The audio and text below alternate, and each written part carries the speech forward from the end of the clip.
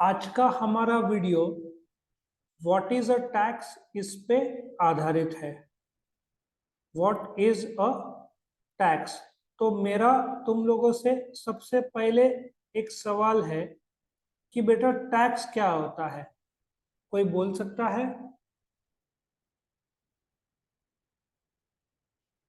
Yes, tax क्या होता है बोल सकता है कोई? सर, जो सिटीजन्स गवर्नमेंट को पैसा देते हैं वो। सो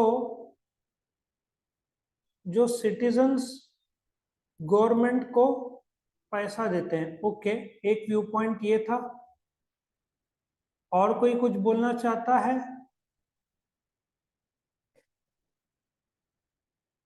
सबसे पहले तो आपको समझना पड़ेगा कि जो चाणक्य थे, जिसको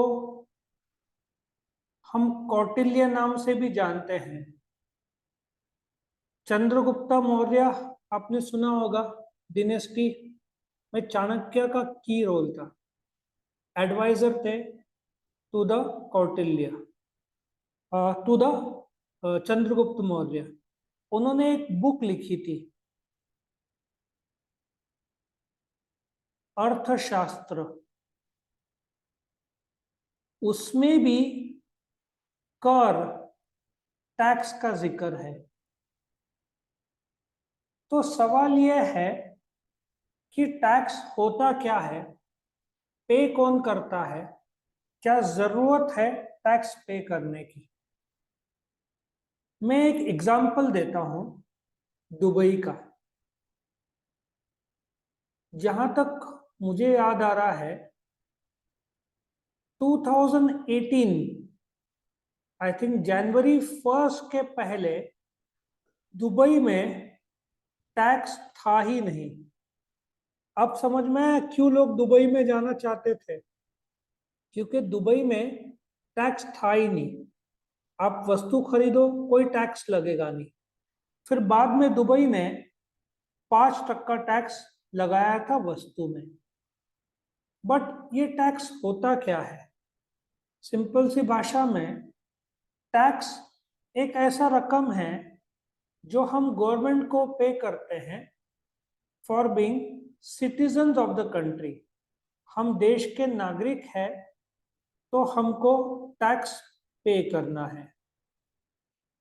तो आपके मन में एक सवाल आ रहा होगा, जो फॉरेन सिटीजन्स है, क्या उनको इंडिया में टैक्स भरना पड़ेगा?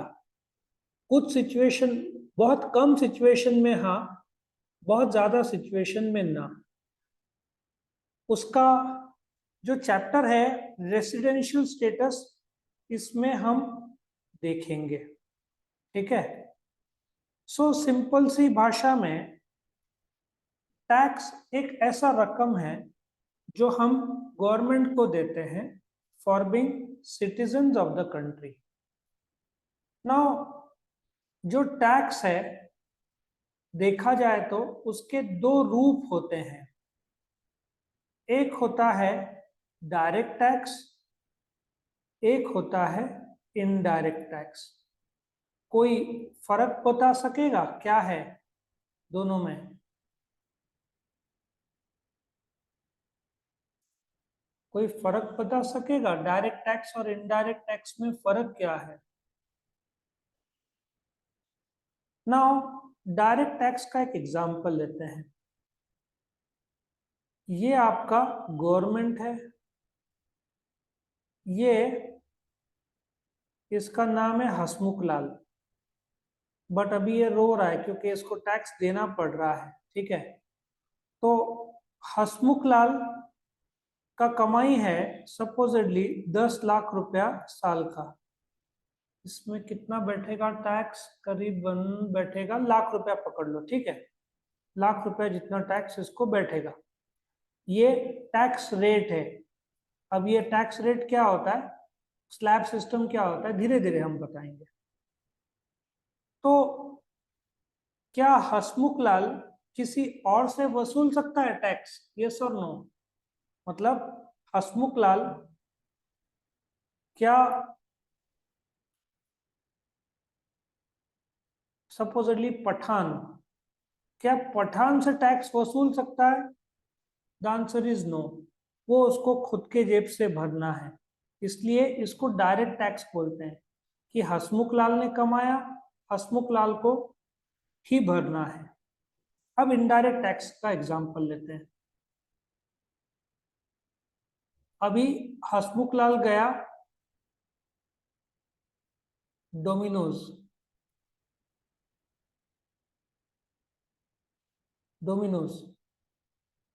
और वैलेंटाइन डे तो कुछ दिन पहले था, तो भाई ने 1000 रुपए का पिज्जा मंगाया, 2 लार्ज पिज्जा या डिस्काउंट करके 1000 रुपए है। डोमिनोज ने क्या किया, 5% टैक्स जोड़ दिया उसमें, 50 रुपया। कितना बिल आया इसका? 1050। ना सवाल यह है कि ये जो 50 रुपए का जो टैक्स है भरेगा कौन? डोमिनोज की जवाबदारी है क्या हसमुख लाल की जवाबदारी है? कौन बताएगा? बोलो। सर डोमिनोज की है ना? कभी भी सर्विस प्रोवाइडर की जवाबदारी होती है, तो जवाबदारी किसकी है? सर्विस प्रोवाइडर डोमिनोज की। लेकिन सर्विस प्रोवाइडर किससे वसूल रहा है 50 रुपए? बिल में जोड़ के वसूल रहा है हसमुख लाल से ना। समझ में आ रहा है मैं क्या बोल रहा हूँ? कि यस सर। जवाबदारी है किसकी? हसमुख लाल की। सो डोमिनोज टैक्स दे रहा है गवर्नमेंट को, लेकिन हसमुख लाल से कलेक्ट करके, मतलब हसमुख लाल पे कर रहा है डोमिनोज को 1050, जिसमें से 50 रुपए जाएगा गवर्नमेंट को। So do you agree Hasmukh Lal is paying to the government indirectly via Domino's? Yes. तो इसको इनडायरेक्ट टैक्स बोलते हैं। Excuse me. जो पास ऑन किसी और से, टैक्स डोमिनोज की जवाबदारी है, बट वो किसी और से वसूलता है। अभी डायरेक्ट टैक्स में सबसे फेमस इंडिया का टैक्स है इनकम टैक्स। इनडायरेक्ट टैक्स तो तुमने सुना होगा, जीएसटी। और आपको जानकर खुशी होगा कि 2022-23 में गवर्नमेंट ने 12 लाख करोड़ का इनकम टैक्स वसूल किया, और जीएसटी महीने का अभी गवर्नमेंट को 1.5 लाख करोड़ मिल रहा है, और वो लगातार बढ़ रहा है टैक्स। सो पिछले साल जो इनकम टैक्स का 12 लाख करोड़ गवर्नमेंट को मिला। तो इस प्रकार से गवर्नमेंट का जो कमाई है, ठीक है, गवर्नमेंट जो कमाता है वो डायरेक्ट, सो गवर्नमेंट का जो अर्निंग्स का जो जरिया है, ठीक है, वो है tax and non tax. Tax में गवर्नमेंट को इनकम टैक्स है, जीएसटी है, कस्टम्स है। ये मेन टाइप के टैक्सेस है जिसमें गवर्नमेंट को पैसा मिलता है, जिसमें से इनकम टैक्स डायरेक्ट टैक्स है, और बाकी जीएसटी और कस्टम्स इनडायरेक्ट टैक्स है। एक जमाने में जब जीएसटी नहीं होता था, तभी एक सेंट्रल एक्साइज था, वस्तु बनाने में टैक्स। जो वस्तु तुम बनाओगे तो सेंट्रल एक्साइज लगता था, बेचोगे तो सेल्स टैक्स लगता था, म्युनिसिपल एरिया में आए तो ऑक्ट्रॉय लगता था, तुम पिक्चर देखते हो तो एंटरटेनमेंट टैक्स लगता था। एंटरटेनमेंट टैक्स, तुमने ब्यूटी पार्लर का कोई सर्विस लिया और बड़ा ब्यूटी पार्लर है तो सर्विस टैक्स लगता था। अभी गवर्नमेंट ने ये सब को क्रैश कर दिया, उसके जगह पे जीएसटी लेकर आए। जीएसटी के बाद बहुत आसानी हो गया, क्योंकि इतने सारे अलग अलग एक्ट के झमेले के बजाय तुम सिर्फ जीएसटी ही फॉलो करोगे तो आसान हो जाता है। 4-5 साल ही हो गए हमको जीएसटी लॉन्च करके।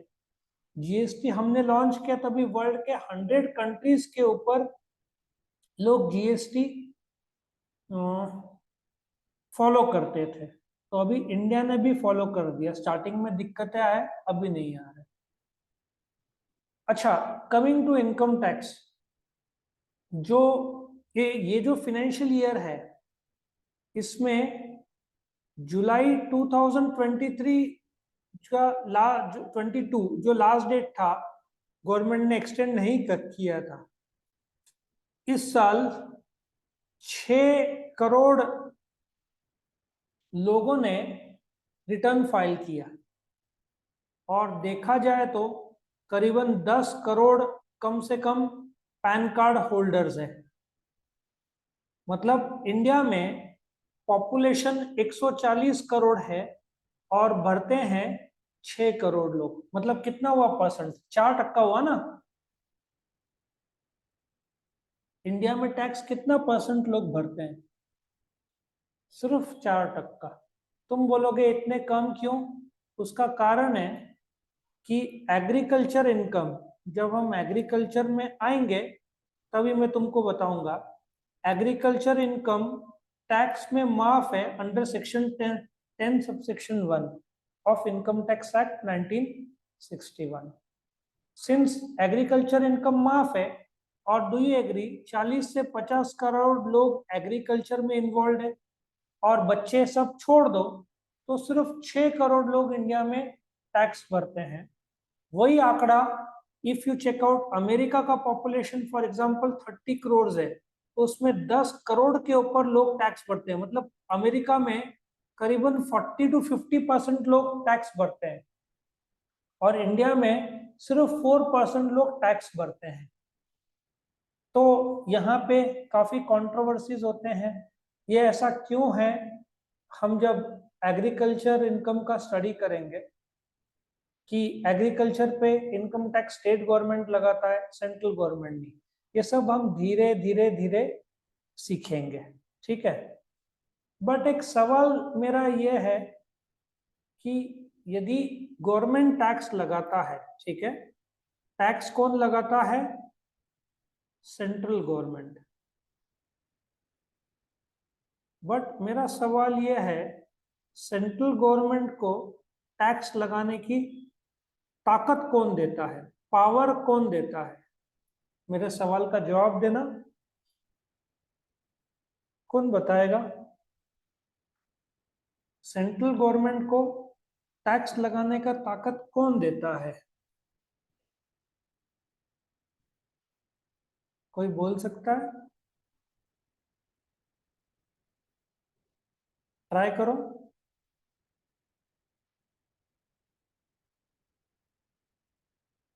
बोल पा रहे हो, नहीं बोल पा रहे हो?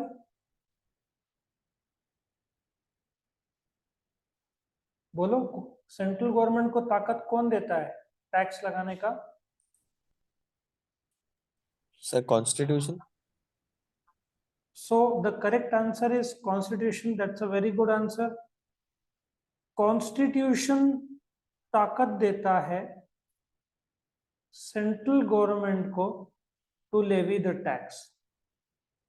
अब इसमें एक दिक्कत कहां पे आता है वो बताता हूं मैं। कॉन्स्टिट्यूशन जो ताकत देता है सेंट्रल गवर्नमेंट को, ठीक है, और यहाँ पे स्टेट गवर्नमेंट को, कि आप बेशक इनकम टैक्स लगाएं, लेकिन आप agriculture income tax central government नहीं लगा सकता। एग्रीकल्चर पे इनकम टैक्स का ताकत स्टेट गवर्नमेंट को दिया है, ठीक है। जो जीएसटी का ताकत कॉन्स्टिट्यूशन सेंट्रल गवर्नमेंट को देता है, लेकिन जो अल्कोहल, जो दारू है, उस पे स्टेट एक्साइज लगता है। इसलिए हर एक स्टेट में अलग अलग टैक्स है। गोवा में कम है, उसका स्टेट गवर्नमेंट को दिया हुआ है। कस्टम ड्यूटी सेंट्रल गवर्नमेंट को दिया हुआ है, सेंट्रल गवर्नमेंट को। सो कॉन्स्टिट्यूशन ताकत देता है सेंट्रल और स्टेट गवर्नमेंट को टैक्स लगाने के लिए। उसमें भी एग्रीकल्चर इनकम टैक्स पे ताकत है state government, but state government, कोई भी स्टेट गवर्नमेंट टैक्स लगाता नहीं है। क्यों? क्योंकि इलेक्शन में हार जाएंगे। अल्कोहल, हर स्टेट में अलग अलग दारू है, तो दारू के टैक्स रेट अलग है, तो रेट्स अलग है। अब पेट्रोल का रेट्स आपने सुना होगा, महाराष्ट्र में 106 चल रहा है, दिल्ली में थोड़ा कम होगा 102, पाकिस्तान में तो 280 शायद चल रहा है। तो पेट्रोल के रेट्स क्यों पूरे इंडिया में अलग अलग है? क्योंकि जीएसटी, पेट्रोल जीएसटी लागू नहीं होता, वो स्टेट और सेंट्रल गवर्नमेंट अलग अलग लगाते हैं। 1 लीटर पे करीबन 50 रुपए का टैक्स उस पे लगता है। थोड़ा सुनकर दुख होगा, बट आपने गाड़ी में 1 लीटर पेट्रोल डाला तो उसमें कम से कम 50 रुपया का टैक्स रहता है। तो जो टैक्स है, इफ हम रिवाइज करें तो ये एक खर्चा है जो नागरिकों को, गवर्नमेंट को पे करना है, क्योंकि नागरिक को रोड्स, रेलवेज, डैम्स, ब्रिजेस चाहिए। अच्छा, इस साल का बजट देखोगे, बजट में गवर्नमेंट का डिफेंस का जो खर्चा है करीबन 5 लाख करोड़ के ऊपर का है। इंफ्रास्ट्रक्चर पे जो खर्चा है वो 10 लाख करोड़ का खर्चा है। एजुकेशन पे जो खर्चा है 1,20,1.2 लाख करोड़, ये सब करोड़ की बात कर रहा हूं मैं। अब ये जो खर्चा है डिफेंस, इंफ्रास्ट्रक्चर, एजुकेशन, ठीक है ना, देश चलाने के लिए पुलिस फोर्स, हेल्थ, तो ये सब पैसा आएगा कहाँ से? ये तो गवर्नमेंट का आउटफ्लो हुआ। तो ये आउटफ्लो के लिए गवर्नमेंट को इनफ्लो लगता है। ये इनफ्लो इज नथिंग बट उसमें सबसे बढ़िया जरिया क्या है गवर्नमेंट का? टैक्स। अभी एक हिसाब देखेंगे तो अपने देश का जो नेशनल इनकम है, हम वर्ल्ड में 5th है। 268 लाख करोड़ का हमारा नेशनल इनकम है। और if you divide by the population which is around 140 crore, तो एक आदमी इंडिया में कमाता है 1,97,000 रुपीज। इसको पर कैपिटा इनकम बोलते हैं। और अपना बजट जो है इस साल का वो बना है 45 लाख करोड़ का। सो जो अपना नेशनल इनकम है उसका करीबन 15 से 18% का बजट बनता है। ठीक है, अभी एक कॉमेडी भी बताता हूँ। यूपी का पॉपुलेशन है 25 करोड़, उनका जो यूपी का आमदनी है करीबन 23 लाख करोड़, और पाकिस्तान का करीबन 21 to 22 लाख करोड़। मतलब यूपी पाकिस्तान से ज्यादा कमाता है, अकेला यूपी। तो इतना ज्यादा स्टेट का कमाई होगा। इंडिया में सबसे रिचेस्ट जो कमाई करके देता है देश को वो है महाराष्ट्र। ठीक है, महाराष्ट्र, गुजरात, ये सब काफी अर्निंग करने वाले स्टेट्स है, क्योंकि फाइनेंशियल कैपिटल मुंबई। ये एक्स्ट्रा मैंने इंफॉर्मेशन बताया क्योंकि एज अ परसेंटेज करीबन 35 से 40 लाख करोड़ का तो टैक्स इसमें शामिल होगा ही। सो नेशनल इनकम का 15% गवर्नमेंट को टैक्स में मिलता है, ऐसे हम लोग बोल सकते हैं। सो ये टैक्स था। ये दुबई में अभी तो 5% टैक्स लगाया है, इनकम पे टैक्स नहीं है जहां तक मेरा नॉलेज है। टैक्स के 2 प्रकार है, डायरेक्ट और इनडायरेक्ट। डायरेक्ट टैक्स को इनकम टैक्स बोलेंगे मेन, इनडायरेक्ट टैक्स में जीएसटी, कस्टम बोलेंगे। फिर गवर्नमेंट को ताकत देता है कॉन्स्टिट्यूशन, जिसमें इनकम टैक्स, जीएसटी, कस्टम्स और ये बंद करके जीएसटी लाया था कॉन्स्टिट्यूशन। नेक्स्ट स्लाइड में मुझे लगता है ये स्लाइड में था कॉन्स्टिट्यूशन के बारे में जो बताया था। और गवर्नमेंट को पिछले साल ये अपने देश में 6 करोड़ लोग ही टैक्स भरते हैं, 140 करोड़ में 10 करोड़ पैन कार्ड्स है। एग्रीकल्चर इनकम पे टैक्स माफ है। और जो नेशनल इनकम है देश का 268 लाख करोड़ है, पॉपुलेशन 140 करोड़ है, उस हिसाब से इंडिया का एक आदमी कमाता है 197,000। और if you take China, China में एक आदमी कमाता है 9 लाख रुपया। अब बोलोगे बहुत ज्यादा है, अभी तो अपना यूएसए का सुना नहीं है। अमेरिका का एक आदमी कमाता है 53 लाख रुपए साल।